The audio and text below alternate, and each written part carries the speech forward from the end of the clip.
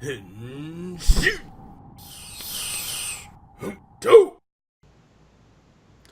guys, welcome to the Go Mango TokuCast. I'm your host of Frozen Stratos, and here with me today we have... Strange words. Jordan, welcome back! And what about me? What? Michael, you're back! How could you forget? Where did you go? Remember, they wrote me out of the script the last few episodes? Why do you have such a big beard? It's actually true. I haven't been able to shave while I was there. That's weird. You should. But hey, no, dude. I'm returned. Yeah, that's right. Makotoa is back, and he's gonna be. I talked it over with the Mango higher ups, and they agreed to put me back in so long as I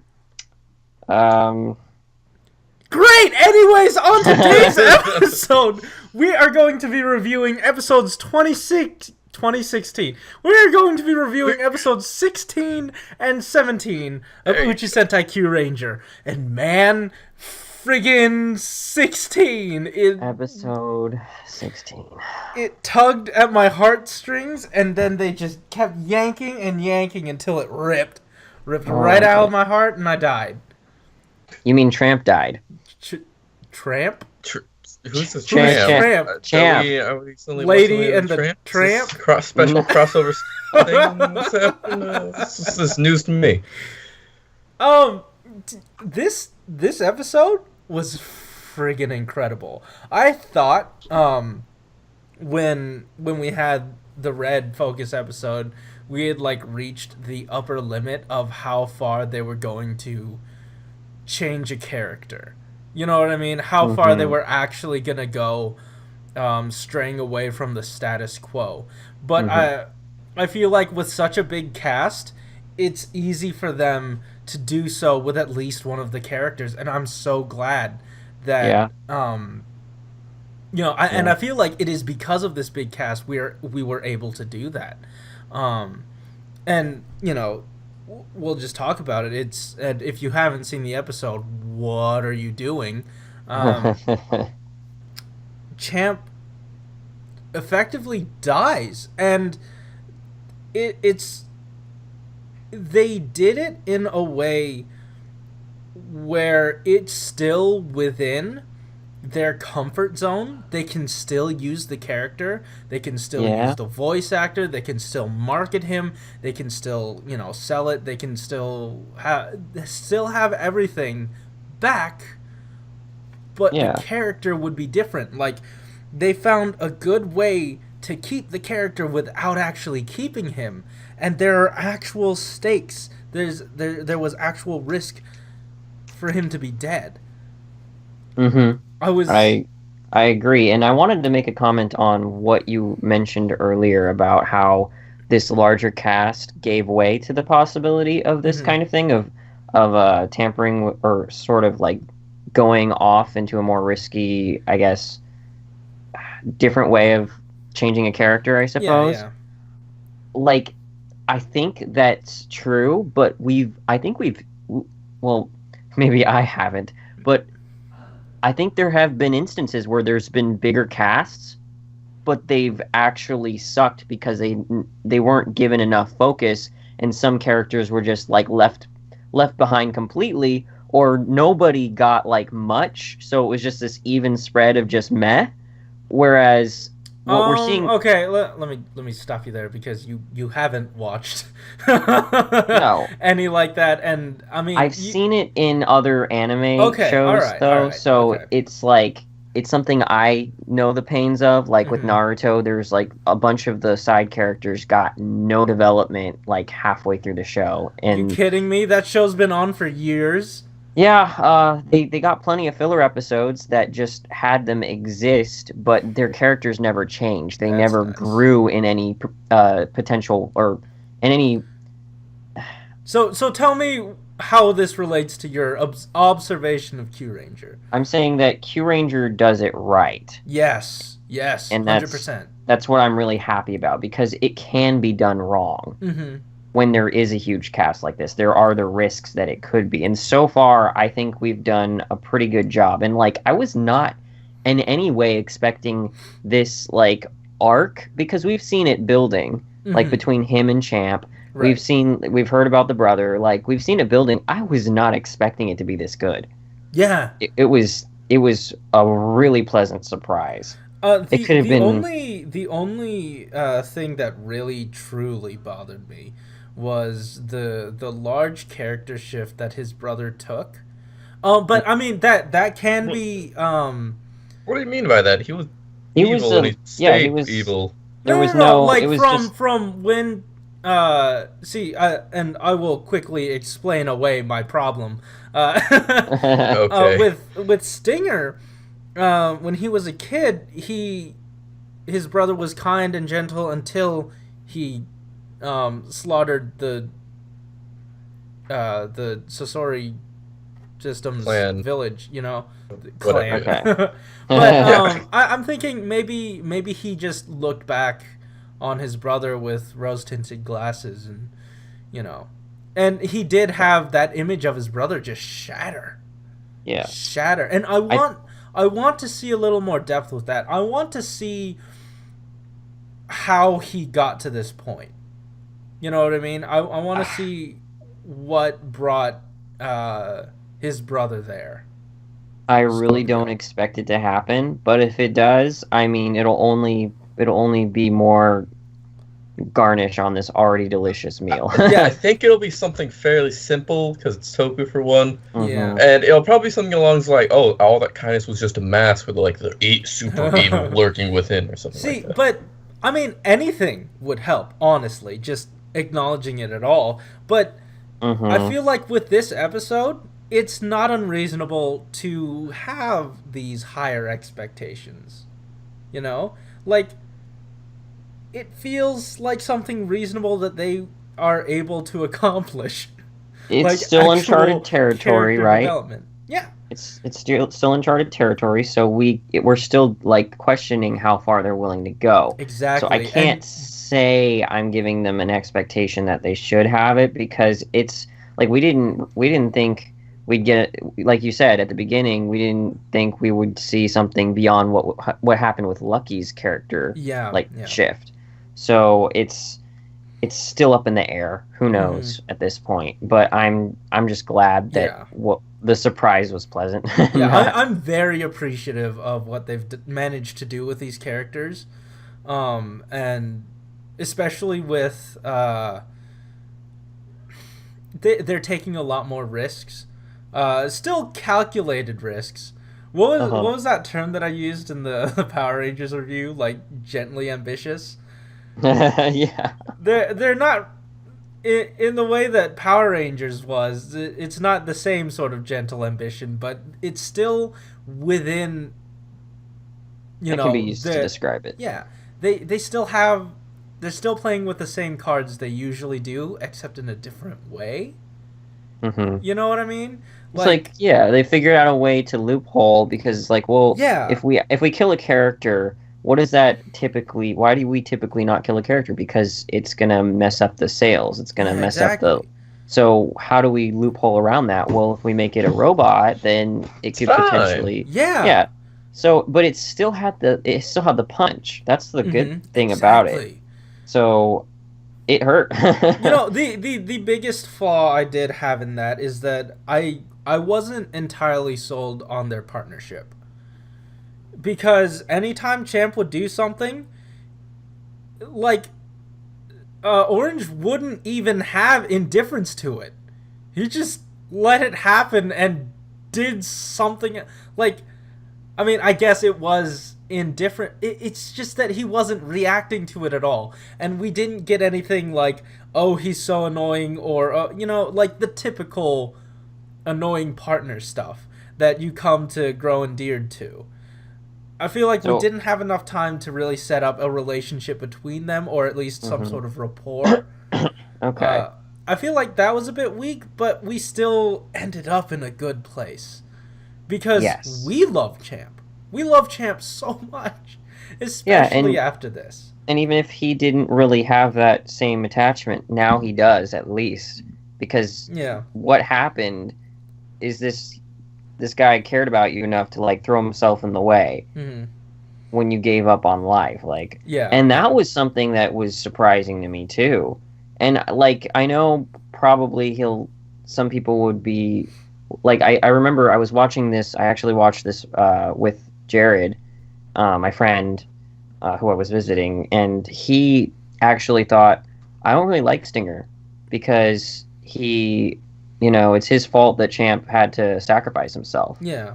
That wasn't necessary. It's like, I can see that. I can see why people would be upset about that part. But I think I felt like I was sold on that enough where he cared about his brother so much that shock, that betrayal was huge.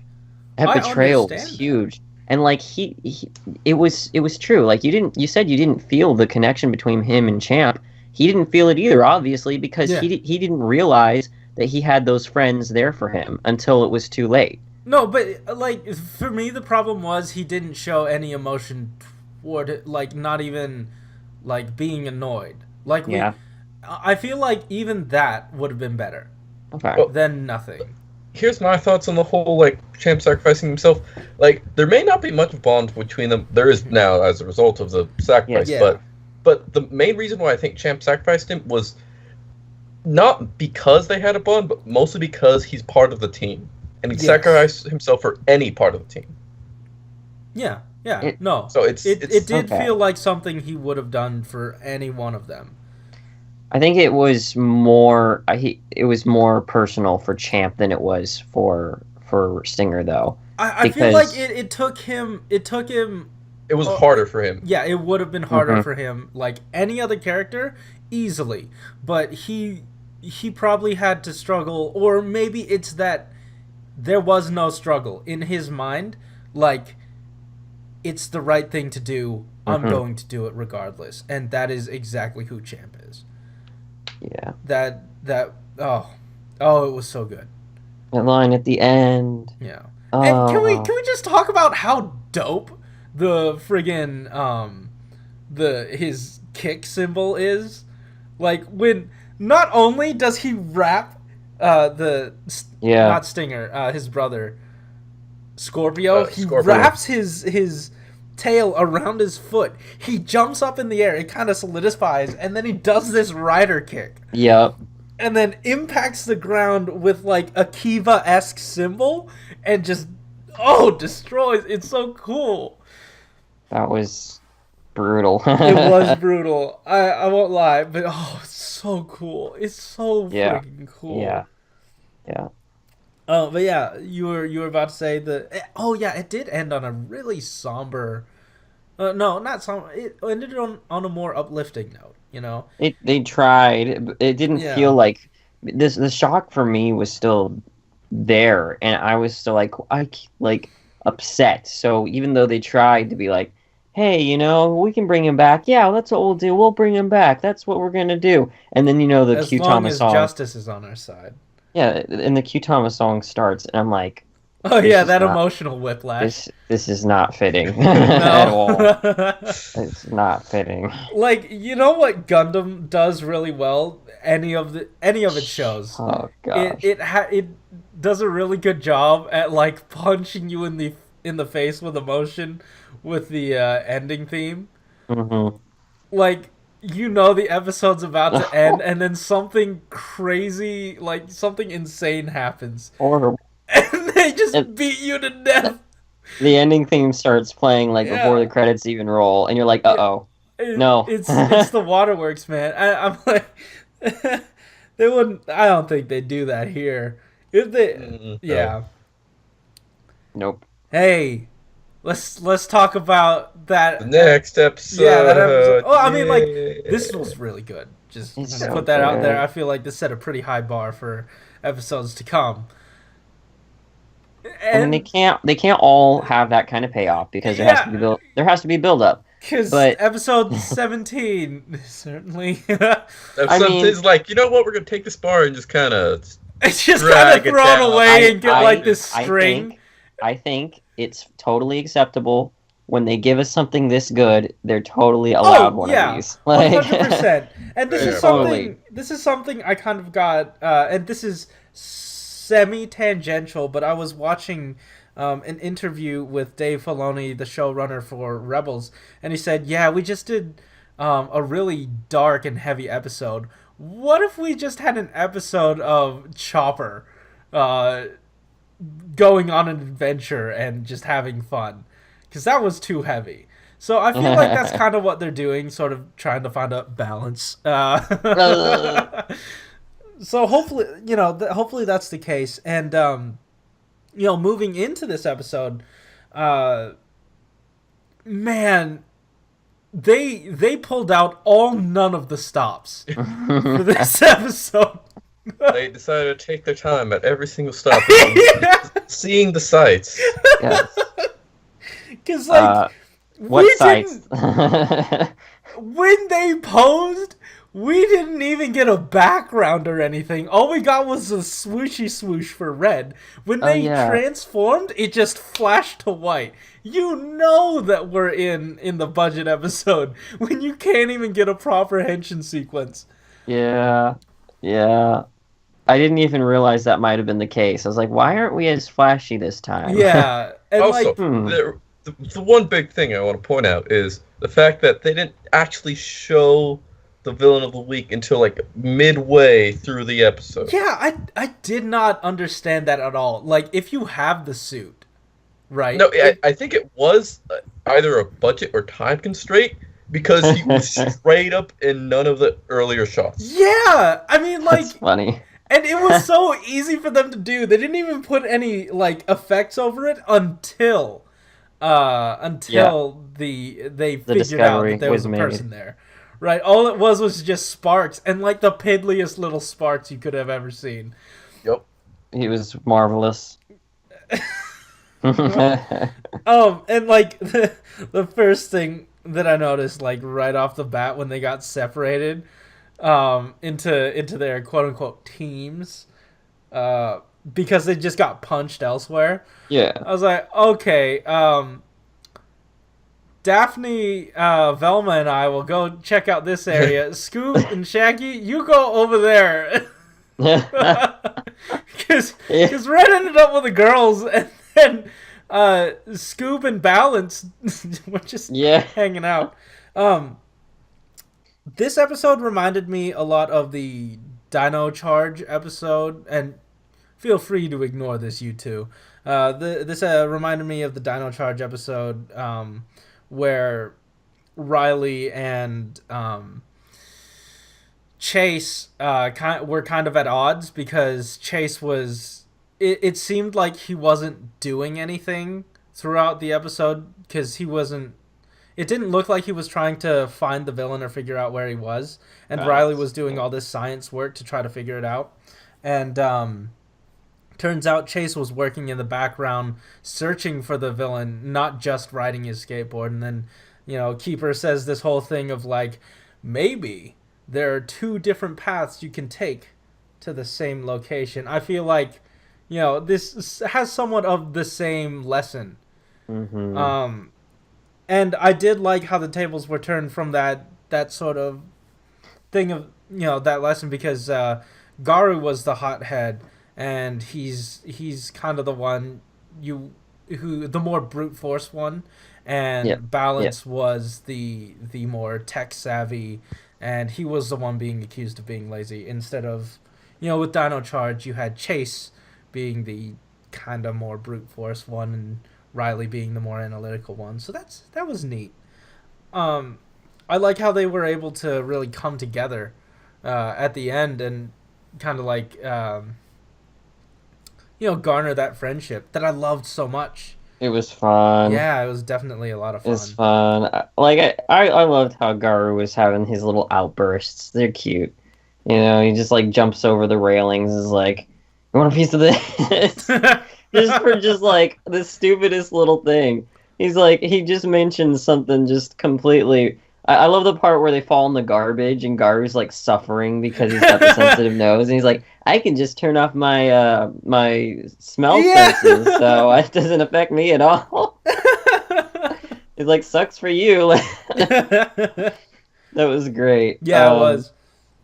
Some fun stuff. Yeah, this But episode now- was a lot of fun, huh? We gotta talk about We gotta certain thing in the episode regarding suns and moons. Oh, yeah!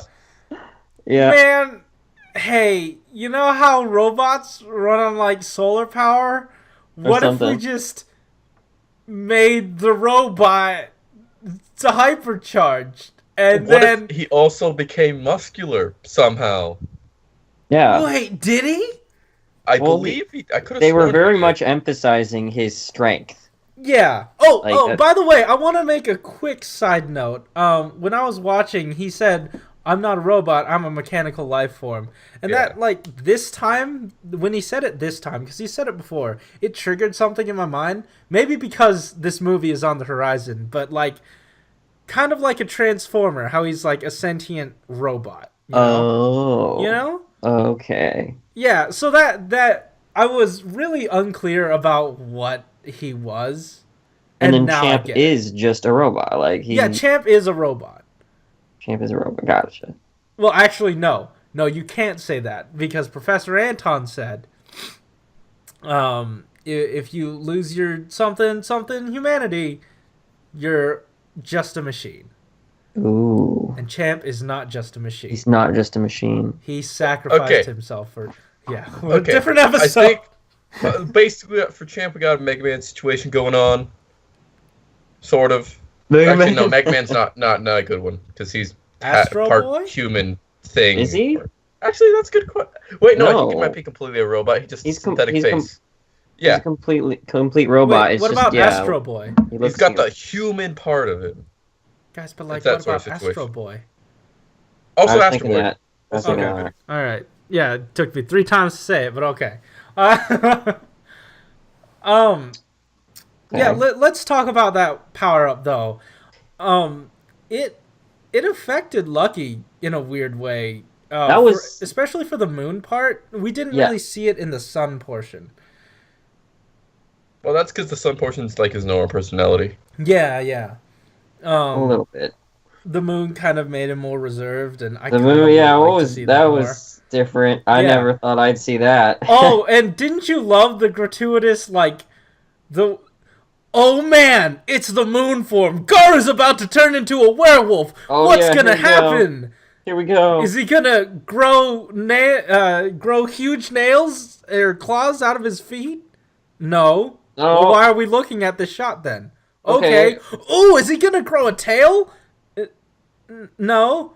Why are we just looking at his butt then? Yeah, what's that? Okay. Did we not have the budget for anything? Okay, at least we're gonna make him shiny like Tenbin Gold, right? Like he's Oh, gonna glow right. like Yeah. blue. No, No. he No. doesn't even get that. He doesn't, doesn't and even- I was sorely disappointed when nothing happened. I was sorely disappointed because you know me, I like different forms of anything, and if you made Oh, yeah. just a random weird form, if you made, I swear to you, Yep. Dino Charge released clear versions of their regular figures, and I had to have them. Oh my goodness. I had to buy them. So if you made a different form, Oh, that's It money could've- you missed out on, man. it could have been Garu's like Crystal Q-Tama mode. Yo! Oh. Like an actual use for that crystal Q-Tama. Oh, I would have bought it. Right? Like prime opportunities for merchandising here, and they don't take it. Where was the budget this episode? You created a villain suit and didn't use it. Why? It was sparsely. There were even- some odd budget decisions that I really wish I could have seen. And I get that maybe the suit wasn't done then, but it feels like this episode was written well before, they thought about that, Well before they could have thought about that. They already had it in mind, hey, we're going to have a villain you're not going to be able to see. So why would production... I don't think not- that it would be a production thing. I think it was just they were like, well, if this is the premise, there's not much we can do. Why would we show the suit? It would No, it would mess but up if the you- plot. I would not have minded if they made a worse looking suit for this episode. No, I'm serious. I'm 100% serious because that way when we it could came have gotten out, a better budget in other areas of the episode. yeah, maybe. exactly. When it came out, it looked just fine. Like, why did we waste a suit on something you're not going to see much of? I get it. Okay, yeah. Yeah. Probably didn't get thought through, but Yeah. at least we got the funny like alternate personalities, and Blues was probably my favorite. Yeah. He turned into this like Victorian era sort of like Renaissance man. Je ne sais quoi. Sure, that's like those are words that they were using. Well, he was going deux, trois. I would like to point out the fact that Gyro suddenly learned French, even though he's probably from a planet that doesn't even have any remotely resembling. That's just that happened out there. When instead of turning into a werewolf, he just becomes French. Yeah. What if? Now this is a big what if, and I don't think they'll touch on this. What if he splits his personalities and has to fight the other version of him? That'd be a fun episode to see, the only reason I want that is because I want another toy. Another character to buy. Like this episode sold me on a shinier version of Tenbin Gold. What it did not sell me on was another version of Garu, and I need it. I need it. So you better add something next time, like a real dark glow effect. You know? That'd have been cool. Yeah. I'm sure we'll see this again. Definitely. Like, I don't see why they would just want it. Well, actually, shoot, they won and done the Pegasus one. Well, did you see the sorry state of that suit right. during the episode? Falling apart. Thrashed. Absolutely thrashed. Like you're not going to use that again. For Lucky, it seems like it's more of a actual power up. I guess you just put a headband on him. Yeah, it's a really dumb looking part, but it does make him pretty strong because he kind of, destroyed one of the gigantic factories in seconds, and then he just flies away. That happened this episode. I was honestly, I did not know if we were actually gonna get a Zord fight or not because of the sorry state of this episode's budget. Oh, but we did get a Zord fight. But it was a very low budget for a Zord fight. Yeah, it was. Yeah, it certainly was. 3, and then finisher, and we're done. Oh, we did get follow up to last episode 16, like right at the beginning. Yeah. It was really nice to see. Garo was like, "Hey man, we gotta get that final Q-Tama for Champ before he gets back. Yep. Like this is for him." And Tenbin Gold in his lazy manner, he's like, "Well, we don't have the Q-Tama the searching Q-Tama working, so we just don't do anything right now." And that obviously incited the conflict between the two, and it was great. It was really good. I also liked going to see Kotaro because that's something I did not. Oh yeah, he came and had a little cameo. I was like, were you like in school and they just took a camera with you and? Yeah, I know. Yeah, that's what I was thinking. Shot that off set because it seemed like it could have totally been an offset Skype call. Here's what I think they probably did. Just we're gonna need footage of him at some point, so just shoot a few shots of him. That would be really throw him in whenever. That would be really good. Yeah, because it wasn't very long either, so they could have totally done that. Yeah, that is pretty smart. And all you had was Champ being fixed, and I feel like that might be pretty you could use that stock footage for at least another episode or two. I don't want them to, but my upper limit would be 2 episodes of that. And then you could have Stinger sitting in that hallway at least one more time. Or honestly, that felt like something after they filmed the last episode. All right, we just need you to shoot this and you'll be done for the next few days. Yeah. I I really want to be there in the planning process because I want to see how these episodes are broken up and how they do, because it looks like such a masterpiece of shortcuts yeah and budgeting.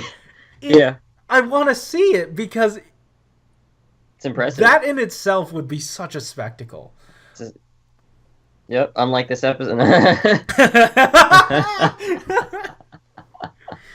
The villain was kind of cool. This, like, not cool looking, but the concept of him. Mm-hmm. When Balance finally figured out that he was jumping from their shadows, that was kind of dope.